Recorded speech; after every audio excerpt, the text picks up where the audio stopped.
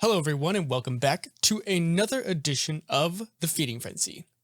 And on this edition, we are going back to the regularly scheduled collection of goodies that I normally share, and we'll get right into it with Worth Listening. This week, we have two podcasts. The first podcast is I Can Make That Work, Reigniting American Industry from the Jocko podcast. He is joined by his business partner, Pete Roberts. Pete is the founder of Origin USA, and they have a long-form discussion on all the different things that Origin went through in the last year pertaining to the pandemic and all of the lessons learned with being a manufacturing company that builds and manufactures everything in the United States. Brief primer here is if you're moderately well versed, you know that China and many developing countries are now manufacturing powerhouses. Most developing countries will outsource most of their manufacturing to one of those nations. Even as a student, a common theme was that nothing is made here anymore because it costs too much money. At its core, I believe America is a nation of builders.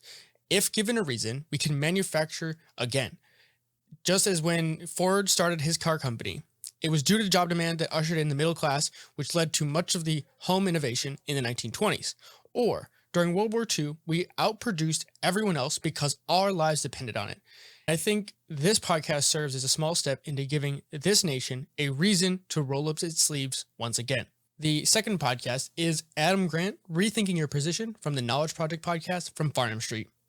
Adam Grant is a professor of psychology at the Wharton School of the University of Pennsylvania and the author of 5 books, including his most recent release, the New York Times bestseller, Think Again.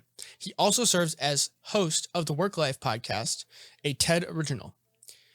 There were 2 key ideas that really stuck with me in this, and they kind of overlap, but one is more work-related and one is more life-related. In too many organizations, people are counted as successful if they get a good result and as having failed if they get a bad result.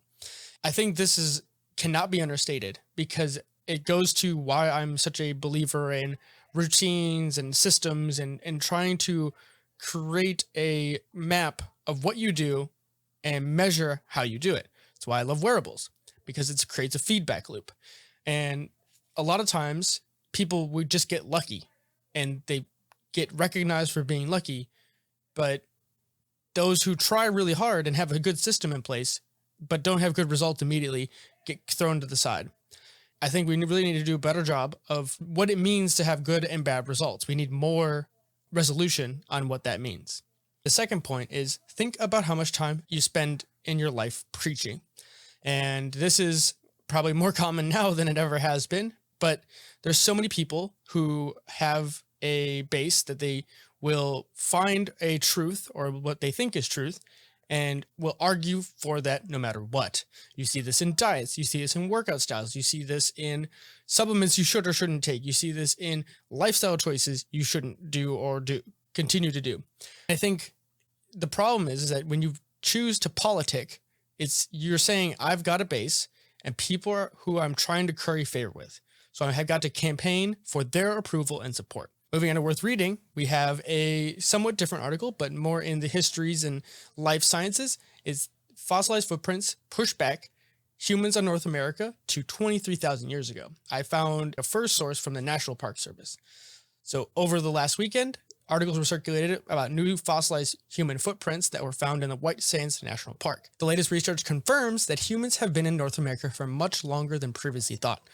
Searching for another source on how far this pushed back the arrival of humans to the continent, I found an article titled The Fertile Shore from the Smithsonian Magazine, previously recorded dates around 20,000 years ago in British Columbia's Quandra Island.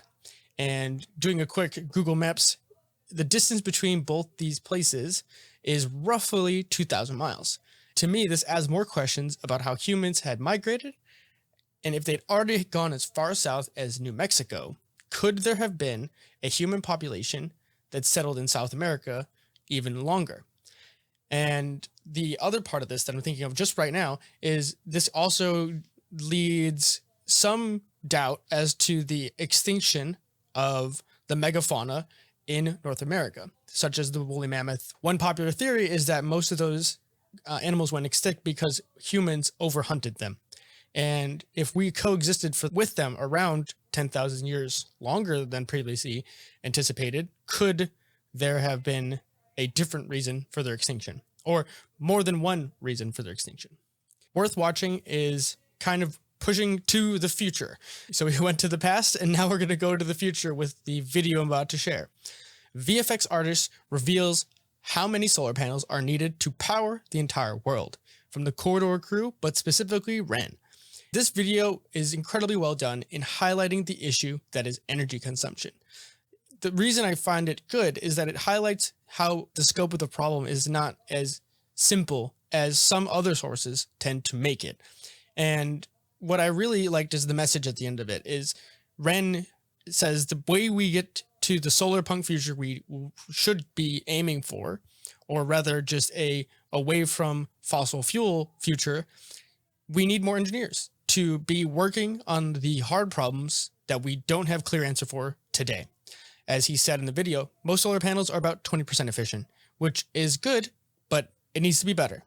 And not only that, is we need better storage options for capturing that energy so that we can use it when we need to, because unfortunately the sun is not always shining. So we also need ways to store more energy than what we currently need.